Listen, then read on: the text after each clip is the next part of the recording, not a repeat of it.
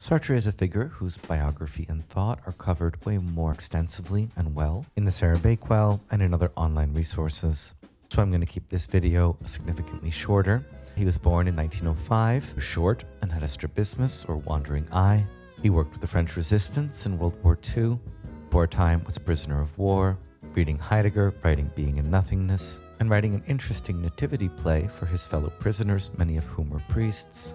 This is a particularly peculiar detail, since quite the opposite of Kierkegaard, Sartre was a resolute atheist. He was in a lifelong, open, polyamorous relationship with Simone de Beauvoir. After rising to fame, he increasingly courted the Marxists and attempted to consider himself as one, some things successfully, others unsuccessfully. An anti-establishment rebel figure that he was, he turned down the Nobel Prize for Literature in 1964. When he died in 1980, there was a massive public funeral which nearly turned into a riot. It's probably fair to say that Sartre was one of the most, if not the most influential public intellectual in France in the 20th century. After the war, existentialism became internationally famous and even chic. His 1945 lecture, Existentialism is a Humanism, was massively attended and produced an international sensation, worldwide publication and translation. He argued that human beings are radically free and that they have complete responsibility for everything they do. His philosophical commitments were primarily to life, as seen in the slogans Inhabited Philosophy and Committed Literature. And normally the only thing people know about him is a few of his memorable quotations such as existence precedes essence or hell is other people. He was highly influential for the civil rights movement, decolonization, women's rights, and gay rights. At the time of his rise to fame, however, he had many prominent critics. The French university system at the time was predominantly Marxist and emphasized human solidarity and materialist determinism. They accused Sartrean existentialism of despairing of solutions to societal problems, of being a new kind of romanticism and escapism, leading to contemplation rather than engaged action. So existentialism was, and it really couldn't get any more insulting than this, a bourgeois philosophy, trapped in subjectivism and precluding genuine solidarity with other people. The Christians were also up in arms about it, accusing existentialism of neglecting gracious beauty in favor of the sordid, shady, and slimy. The principle existence precedes essence seemed to deny the pre-given essences and divine commands. Human action and existence is destined, not arbitrary. And so by staging existentialism as a post-death of God philosophy, Sartre inadvertently spurred the development of new brands of Christian existentialism, privileging essence and its becoming all over the world. Prominent literary publications characterized existentialism as a new decadence, a sickening mixture of pretentiousness, frivolity, dreams, philosophical technicalities, morbid taste, and hesitant eroticism. I'm not sure if that makes me want to read it more or less. And since Sartre had said it does not make a difference if God did exist, the Catholic Church put all his work on the Index of Prohibited Books in 1946. Sartre was aware of all these criticisms. In the lead up to his 1945 public address, Existentialism is a Humanism, although the aftermath of this address would see Sartre seriously rethinking various aspects of his philosophy in order to meet the charges of his critics. At the outset of his address, he underlines that existentialism is not an invitation to quietism, despair, or contemplation, is not a bourgeois philosophy, and is not contra communism, nor is it a pessimistic, misanthropic, perverted philosophy of ignominy, sordidness, and baseness, nor finally is it a philosophy of individualism and isolation in contrast to activity and solidarity. Perhaps American existentialism and the American beatnik movement would be open to this charge, but not Sartre. In fact, Sartre claims that existentialism has more resources for thinking collectivity and solidarity than existing communism. Finally, existentialism is not a surrealistic, flippant, voluntaristic life philosophy without a moral compass or sense of values. Well, that pretty much covers everything that people say that existentialism is, no? So what is it then? Answer, it's a humanism. Unpacking this answer, existentialism is a humanism, will now be the subject of Sartre's famous introductory lecture. Sartre's initial and general definition of humanism sounds pretty Kantian, and even a bit like Kierkegaard's ethical stage. Human beings transcend their individuality and are in themselves the existential exemplars of the general idea of humanity. This sounds a bit Kantian in the sense of the categorical imperative. Do what you will, so long as what you will can be the whole of the law. So for Sartre, individuality and singularity are important. They don't trump the universal as they do in Kierkegaard. Rather, the goal of living well as an existentialist is to elevate as far as possible one's individuality into a model to aspire to. This is why Sartre is puzzled by charges that existentialism is a naturalism or a realism. It's far more like a pragmatic formulation of idealism. These same people harping on realism complain that existentialism is a gloomy view of things. Indeed, their excessive protests make Sartre suspect that what is annoying to people about existentialism is not its pessimism, but rather optimism. But at bottom, what is alarming in the doctrine I am about to try to explain to you is that it confronts man with the possibility of choice. What then is that which we call existentialism? Notice here that Sartre's discussion of the principle existence precedes essence, in the case of the human being, is framed in the context of its opposite, or essence precedes existence. But if we say essence precedes existence for all beings in the universe, we're not imagining the world as a kind of teleological system designed with purposes in mind. Traditionally, the world as a system of interlocking essences, each working towards its own purposes and self-realizations in harmony and discord with the whole, we presume here is a basically Platonic Aristotelian view of nature. For Sartre, the doctrine that essence precedes existence only exists in the realm of artifice, tools and other products of human handiwork. In the case of a hammer, we can meaningfully say that the essence of the hammer, that is its purpose or identity as a hammer, precedes its existence in the mind of the artificer. If indeed all nature were a tool in the mind of an artificer god, then Sartre would be wrong, and essence would precede existence. We can thus see that Sartre's brand of existentialism is rooted in atheism. What we call the essence or purpose of a thing is the product of human making. Natural things, above all human beings, exist before inventing and putting to work essences of this kind. So the most major premise of Sartre's existentialism is atheism. Atheistic existentialism, of which I am a representative, declares with greater consistency that if God does not exist, there is at least one being whose existence comes before its essence, a being which exists before it and can be defined by any conception of it. And what do we mean by saying that existence precedes essence? We mean that man first of all exists, encounters himself, surges up in the world, and defines himself afterwards. If a man, as the existentialist sees him, is not definable, it is because, to begin with, he is nothing.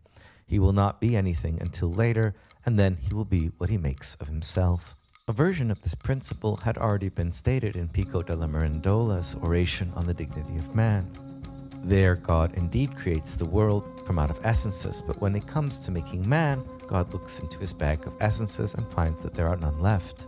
Creating man in the image of himself as a being who creates essences, God makes the essence of the human being that being whose existence precedes its essence. That is, a being who must choose and make for itself its own essence. This is basically consonant with Sartre's position minus the God. Man is a being whose existence is everywhere primary. We don't know what we are, and in becoming who and what we are, we participate in the very genesis of that type of being. Atheistic existentialism could easily descend into a relativism, therefore, or skepticism about the very concept of essence. In formulating this principle that existence precedes essence, Sartre believes at this stage in his philosophical career that he is nodding in the direction of Heidegger's conception of the human being as Dasein, or as translated by Henri Corbin in the existing French translations, the human reality. Translating Heidegger's Dasein as the human reality is really a travesty of translation. Monstrous, as Derrida will say about it. For the very thing that Heidegger had sought to isolate and highlight without presuppositional baggage and projections, as bare, unaccommodated human existence, something we must learn to think anew, without presupposing its character as spirit, as human, as reality, etc. These early translations botch completely. Heidegger's Dasein becoming merely the human reality, that is, subjectivity, the human subject, and hence humanism. Something profoundly Protagorean about Sartre's starting point.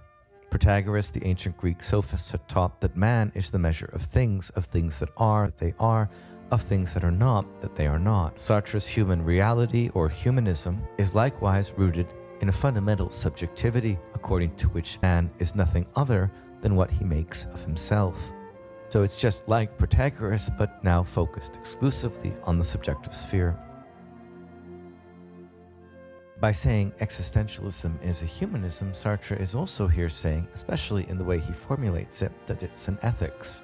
A new ethics of radical freedom and categorical self-responsibility. The first effect of existentialism is that it puts man in possession of himself as he is, and places the entire responsibility for his existence squarely upon his own shoulders. And when we say that man is responsible for himself, we do not mean that he is responsible only for his own individuality, but that he is responsible for all men. What about what the Stoics called the things outside of our control? Or what about what Georges Bataille called the secret of irresponsibility? In Sartre's formulation, that which we cannot control, as well as our irresponsibilities, are still fundamentally the product of our individual choice, even if only in regards to the way we form our character in response to them.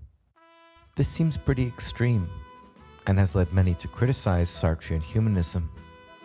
Sure, it's inspiring, but are we really expected to believe in the ideal of full self-possession, radical freedom, full self-responsibility? Do not such self-conceptions have the same flaws as all Eurocentric visions of humanism, rooted in various kinds of unacknowledged privilege? One may wonder how radically free and radically self-responsible a human being can be in situations of slavery and oppression. Still, existentialism and its new categorical imperative here is an ideal and a model to aspire to. For Sartre, to become capable of being responsible both for oneself and for all men. Notice in the word men there dwell a certain manly ideal. Would this be a vision equally appealing to women and feminists? Does it acknowledge dependency, vulnerability as powerfully as it does independence and freedom? And how can atheistic existentialism be so self-assured in the claim that there is no transcendental ground for value?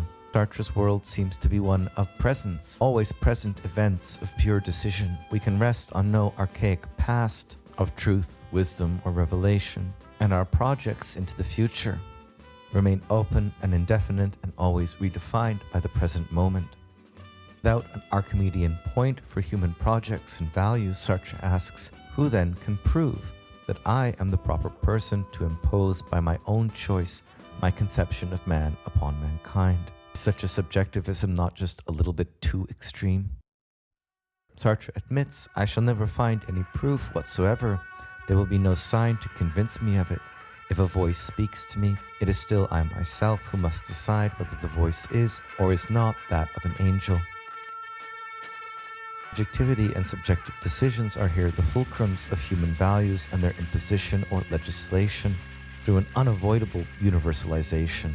Sartre short-circuits Kierkegaard's religious phase and its teleological suspension of the ethical here. Sartre's existentialism as well involves a suspension, one in which it is Abraham himself who must decide whether the voice that he hears is that of an angel or a devil, or even of his very self. We do not know, in committing to a certain course of action as good, whether it really is or is not good. The ethical for Sartre is thus preserved in the moment of decision. As we follow through with those decisions, must always be open to re-evaluation and plotting a different course, and admitting we may perhaps have been mistaken. For Sartre, the existentialist finds it extremely embarrassing that God does not exist, for there disappears with him all possibilities of finding values in an intelligible heaven. For if indeed existence precedes essence, one will never be able to explain one's actions by reference to a given and specific human nature. In other words, there is no determinism. Man is free, man is freedom. Sartre goes on to ground his subjectivism in three core Heideggerian concepts that he parses to his own purposes. Because we have no essences behind us and no God before us, each man is the anguished legislator of the whole of humanity, a complete and profound responsibility. Because our existence precedes our essence, we are thrown into the world and abandoned to it. Here adapting Heidegger's word, Geworfenheit. And when we speak of abandonment, a favorite word of Heidegger, we only mean to say that God does not exist and that it is necessary to draw the consequences of his absence right to the end. Finally, the consequences of our existential anxiety plus our abandonment and thrownness for Sartre is despair. Not the sheerly negative despair of pessimism, but rather a kind of optimistic despair. Human beings are condemned to be free, thrown into the world and responsible for everything they do. Each human being is thus a self-creating microcosm of the future of humanity at large. Despair here being Sartre's particular way of spinning Heidegger's concept of authenticity. A helpful teaching story he now gives to distinguish his own decision-based existential universalism from Kant's categorical imperative and deontological ethics goes a little like this. A student came to him once, we're not sure if the student ever really existed or not, but so the story goes, with an ethical dilemma. The student had good reasons to remain with his mother, as well as to leave and to try to fight the Nazis. It is a certainty that staying with his mother will help her, and the ethics of sympathy and duty dictate it. It is also not certain that by joining the war effort he would help, that his joining of the war effort would be of any significant good, but a broader ethics dictates it. According to Sartre, in such situations of ethical double jeopardy, there is no means, Christian or Kantian, to force a choice in either direction. Whatever he chooses, he will regret it. Here drawing on Kierkegaard's either or. What the student did was to decide to stay with his mother, the feeling for helping her being more important, and it was his choice which made the feeling right, despite the necessary guilt and regret he would have to bear along the way. As a humanist subjectivism, existentialism is in Sartre rooted in a kind of ethical Cartesianism. He writes, "I think, therefore I am," which is the absolute truth of consciousness as it attains to itself. Every theory which begins with man outside of this moment of self-attainment is a theory which thereby suppresses the truth, for outside of the Cartesian cogito, all objects are no more than probable, and all doctrine of probabilities which is not attached to a truth will crumble into nothing. For Sartre, the Cartesian cogito alone is compatible with the dignity of man, and it is the only theory which does not make man into an object. Sartre's aims is precisely to deepen Cartesianism in the human kingdom as a pattern of values in distinction from the material world. This almost sounds like an existential dualism, and is certainly part of the old humanist trope, man versus nature, or man versus the world. Whether the legacy of Cartesian subjectivity and Descartes' cogito be meaningfully transformed into an existential ethics, whether in fact an overemphasis on subjectivity and the I think or ego is a major problem standing in the way of our developing a philosophy of existence, are questions that radically separate Sartre's approach from that of Heidegger, Merleau-Ponty, and many others, who begin by critiquing subjectivism and Cartesianism with their emphasis on our shared being in the world. In the conclusion of his lecture, Sartre again underlines that existentialism is little more than an atheistic humanism, nothing else but an attempt to draw the full conclusions from a consistently atheistic position. At this point, I hope we all are sufficiently confused as to what existentialism even is, given that thinkers as divergent in their final conclusions as Kierkegaard and Sartre are both said to be one. It is perhaps not the agreement on a definitive or final worldview that makes an existentialist, but rather a shared critique of the maladies of modern life. Kierkegaard's railing against the present age, or Heidegger's critique are constitutive and habitual inauthenticity, dovetailing more seamlessly into Sartre on bad faith as the way of life, which refuses radical freedom and existential self-decision, and instead persists through life with a series of persona and false conformities, or what Sartre calls negative ecstasies, which produce in the true existentialist an acknowledgement of the need to change our lives. Already see in the foundations of Sartrean existentialism, at least in 1945, before some of his later works which reversed several of his key positions, the superior debt of Sartre to Husserl's phenomenology and its Cartesianism, that is, focus on the transcendental ego rather than on Heidegger's being and time. Sartre's version of existentialism remained within the essential Husserlian concepts of consciousness, subjectivity, and intentionality. Intentionality being the conscious relation between the subject and its object, the A as subject related to the B as object of consciousness. According to Bakewell, what Sartre derives positively from the Husserlian phenomenological legacy is an uncanny ability to see, to observe, to distinguish, and to describe. Less a strict method in Sartre's application of it, and more a kind of intuitive practice and its ethical demands. For Husserl, intentionality means essentially that our thoughts are of or about something. Try for 2 minutes to think of nothing, and you can't. Of talking about what objects really are in the external world and defining their essences, phenomenologists reverts to description of phenomena as intentional structures of consciousness. Bakewell's words, Sartre, reading Husserl's book in Berlin in 1933, developed his own bold interpretation of intentionality, putting special emphasis on the way it throws the mind out into the world and into things. For Sartre, this gives the mind an immense freedom. If we are nothing but what we think about, then no predefined inner nature can hold us back. We are protean.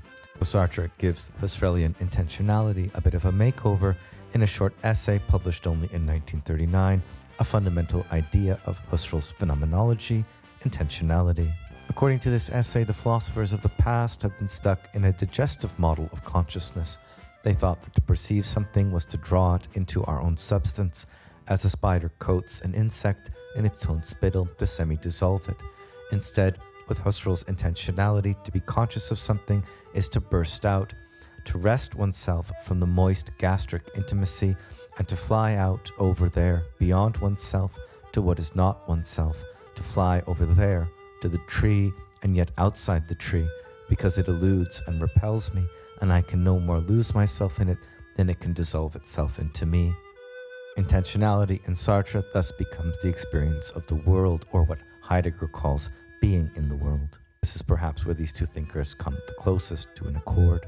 You can tell from this brief treatment that I'm not as much a fan of Sartre's philosophy, at least not in this 1945 essay, as I am of many other texts and thinkers we'll study in this course. However, it's worth noting that Sartre is a very protean thinker, well worth reading and puzzling over for days and years. That his thinking undergoes several astonishing developments. He's by no means limited to the theses and arguments presented in his 1945 major address. Better or for worse, however, this address has come to be associated with existentialism in general, not just Sartrean. He was making the rounds of Europe from 1946 to 1948 and 9, and actually motivated a response from Heidegger in his famous letter to Jean Beaufret about Sartre, the letter on humanism. I find Heidegger's critique of Sartre's address to be fairly definitive, so I'm going to close this video by summarizing its main points. Sartre, there is, in his own words, no difference between free being, being as self-committed, as existence choosing its essence, and absolute being. So subjectivity and being itself for Sartre are one and the same, and there is no difference whatever between being as an absolute, temporally localized, that is, localized in history, and universally intelligible being, radicalizing Kierkegaard's idea of the subject as an absolute relation to the absolute. Sartre collapses the distinction between being in general, or with a capital B, and beings, specifically the human being or human reality. For Heidegger, this collapse of the difference between the human being and being itself is a major mistake. Heidegger was appalled and wrote the letter on humanism as a rebuttal. For Heidegger, the human being is Dasein, or their being, being in the world, a peculiar temporal field of presencing and absencing, and definitely not preconceivable merely as the subject or the Cartesian cogito. Being in the world is not a thinking subject over and against an object, or an inner life world over and against the external world, but a being whose existence is thoroughly enmeshed in its world. Furthermore, Dasein is a being whose own being is questionable for it, thus a being whose potentiality is to understand and even perhaps to formulate the question of the meaning of being. Dasein, when defined in terms of the term existence for Heidegger, could be said to precede essence in a weak sense, and yet for Heidegger, we don't know what essence is until we know what existence is, and vice versa. Heidegger thus defines Dasein's existence, going back to the etymology of the word existence, as a standing or outstanding of Dasein into being. Kind of like in the English term ecstasy, or to stand outside oneself. For Heidegger, our existence is ecstatic, never simply dwelling in the moment, but always being thrown outside it within the passage of time as a horizon for our possible understanding. So we stand within the stream of time of our beings, and their being, but always in an outstanding way. That opens the question of what being, or what Sartre says would call essence, means for us. According to this deeper perspective and starting point, Heidegger is against humanism. According to Heidegger, all humanisms, and especially existentialism, underestimates the human being's unique position in the clearing of being. What Sartre attempts to do is to clear a path between the leading competitive humanisms of the day, those of Christianity and communism. For the Christians, the human beings are made in the image of God, imago Dei. For the communists, human beings are self-making or make their own history through production, homo faber. It is precisely in this context that Sartre presents existentialism as a humanism. He wants to redefine salvation from God in terms of personal responsibility, as well as to redefine the Marxist emphasis on historical materialism in terms of free choice. Heidegger, this is a doomed project from the get-go. Humanism's remaining trapped in a particular metaphysical picture of the world necessarily misses the human being's unique position in the clearing of being. Heidegger thus also rejects Sartre's over-hasty identification with atheism, not in order to embrace theism, but to reflect freely on the phenomenological nature of religious experiences. Heidegger, we're going to see, is more nuanced on the question of atheism and theism, advocating for the atheism of thinking, remaining profoundly open to religious experiences and to the traditional thinking of ontotheology. It really is impossible to reduce Sartre's legacy as well as his enormous political and literary contributions to a brief critical lecture like this. Although I will not cover Sartre's earlier or later works in detail in this course, I welcome defenders of Sartre in student projects, whether for presentations or essays, and in our discussions on Zoom. Be that there's much more to Sartre than meets the eye, and that your professor's critical approach so far is too one-sided. Let us know what you think in the discussion forums this week, and I hope you've enjoyed your introductory lectures to Kierkegaard and Sartre. Have a good week.